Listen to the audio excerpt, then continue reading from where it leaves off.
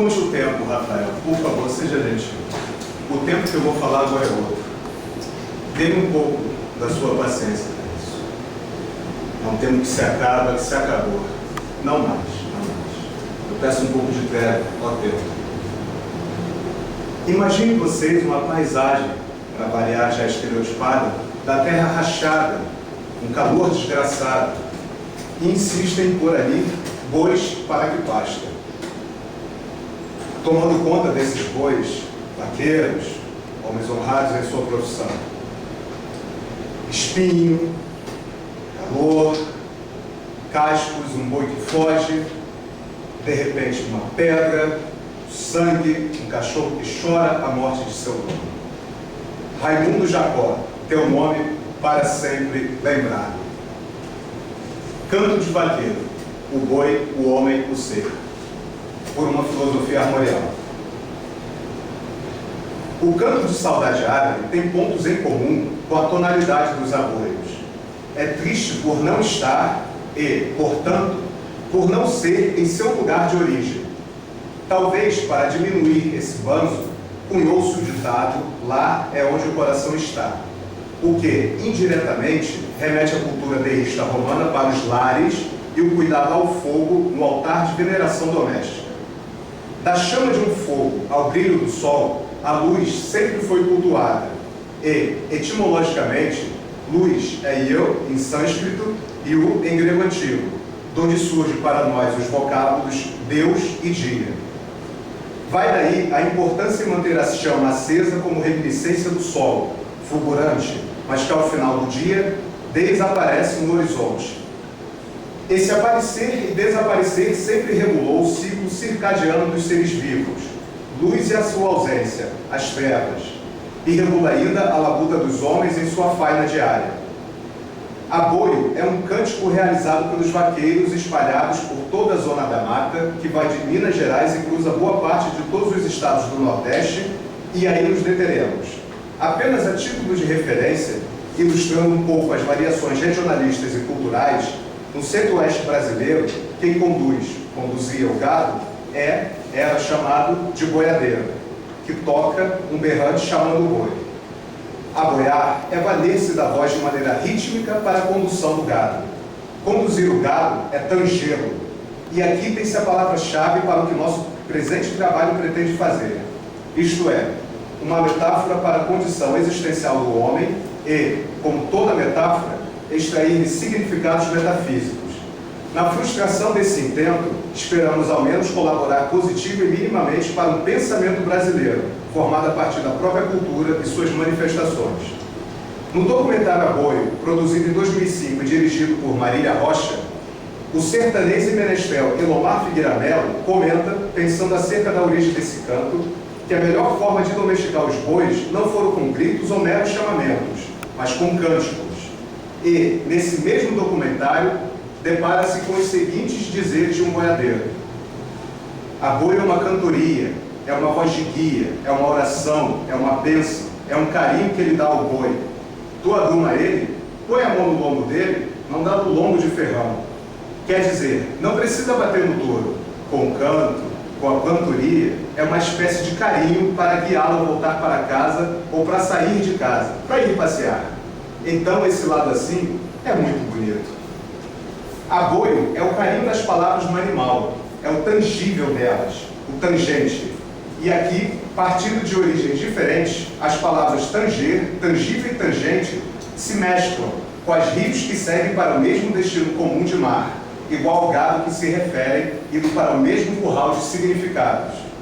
Pois enquanto tanger vem do latim tangere, tangível vem de tangibile e tangente de tangente, eis o sentido mais tátil das palavras.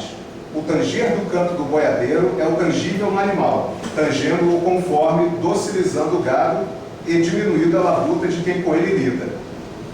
Seguindo adiante, nessa mesma linha de raciocínio, citamos Heidegger em seu livro Cartas ao Humanismo, onde escreve: o homem é o pastor do ser, e este mesmo ser é o mais longínquo que qualquer ente, e este ser está mais próximo do homem que qualquer ente.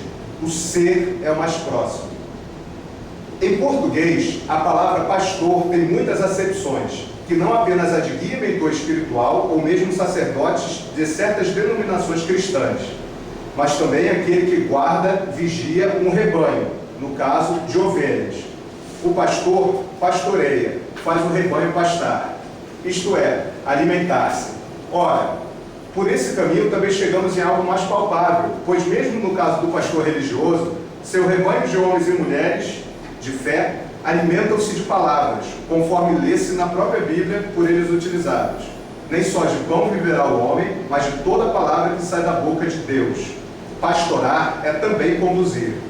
É possível, assim, reescrever a frase heideggeriana valendo-se de referências culturais próprias e alcançando ainda outros possíveis entendimentos.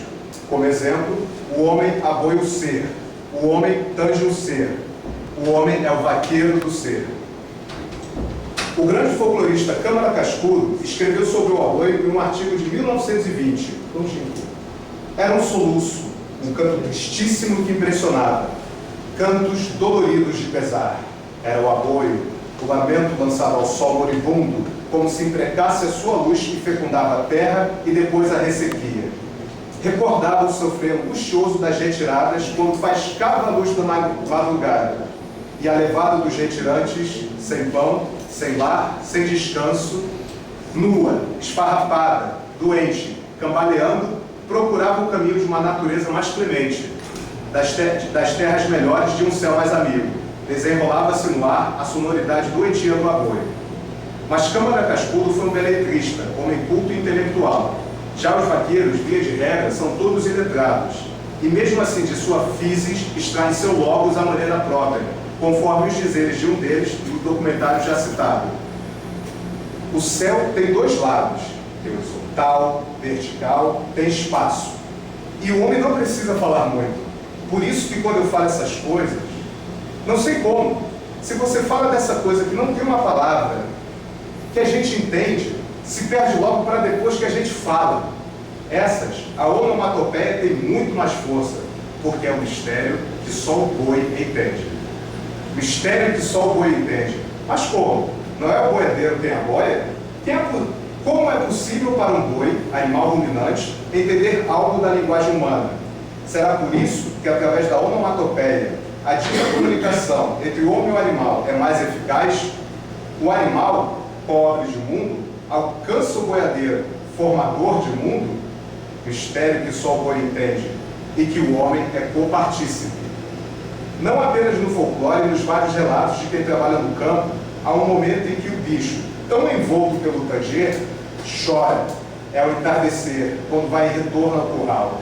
O tom, menor, veloso, melancólico e monótono, emana do boiadeiro como um cântico crepuscular carregado de saudade e findar. Some-se a isso o sumiço do sol, dando-se aos poucos na constante repetição de um cotidiano eterno, cíclico. Aquela mesma luz venerada e divinizada que vai e volta deixando o significado cindido de dia e noite. A escolha da palavra cindido é proposital. É a ruptura que dá-se, apesar da nuance, do claro com o escuro, do brilho com as trevas, no limite da vida vista com a vida oculta. Posto que o homem é por demais dependente da visão. Em sua crise rotineira, some-se a luz, instala-se a treva. A luz que gera toda a vida e energia, a treva que tudo suga e cega e mata. E talvez por isso o homem cante. Para isso o homem cante. É o aboio, em último caso, não o canto de trabalho pastoril, mas o canto mesmo da angústia. Para o boi, que de algum modo percebe que um dado ponto no futuro será morto para alimento do homem, e para o homem, pois vê no animal uma imagem de si, metáfora de sua própria condição atual e existente. Vai o gado para o curral e o vaqueiro para a sua casa. Ambos descansam. Todo descanso é experiência de morte, já que ao fechar os olhos para colher o sono, é entregar-se à confiança empírica de acordar após algumas horas. Colhe o dia, o poeta falou, quando o correto seria, recolhe a noite. E aí retorna o dia, volta a luz, e seu início é como seu fim, fraco. Por isso o crepúsculo, a claridade que dura antes do firmar a noite ou o dia. Dormir bem para poder acordar cedo. é dureza, é luta. Eis o colhermos com o boi. Acordar cedo, ajustar-se as vestes e sair para tocar o gado no pasto. É correr atrás do marroado. Cumpre o homem o seu papel, cumpre o boi o dele, engordar para alegrar o patrão. Mas também o boiadeiro deve ter saúde e firmeza na lida. Pelos campos, boi e homem são um só, como que companheiros a dividirem as penas. Fazem parte da mesma massa, marcados com o mesmo ferro do capital. E para acabar, nesse contexto alude o fragmento 29 de Heráclito. Uma coisa, todas as outras preferem os melhores. A glória é sempre brilhante dos mortais, a multidão está saturada como gado. E os versos dos emboladores caju e castanha. Sou um vaqueiro matuto, tenho um cavalo campeiro. Eu sou massa com gado, da caatinga ao tabuleiro. Sou pegas de vaquejada, tenho minha raça marcada. Pena, o próprio campo modernizou-se, com ele a própria relação do homem com o animal. Pena, os vaqueiros e sua civilização do couro, expressão cunhada pelo historiador Capistrano de Abreu, também estão por iluminar-se uma última vez. Pena, a vida os tange para o último e saudoso apoio. E assim, homem e gado desapareceram na volta da estrada, e no ar sereno da tarde luminosa ficou perdurando a dolência rítmica do aboio, o canto distante da dor eterna das gentes do mato, tão saudoso, tão forte e tão sonoro, como se fosse a própria alma do sertão que ia cantando. E essas palavras tão antigas do mestre Câmara Cascudo continuam válidas. O tempo passou no mugido do gado.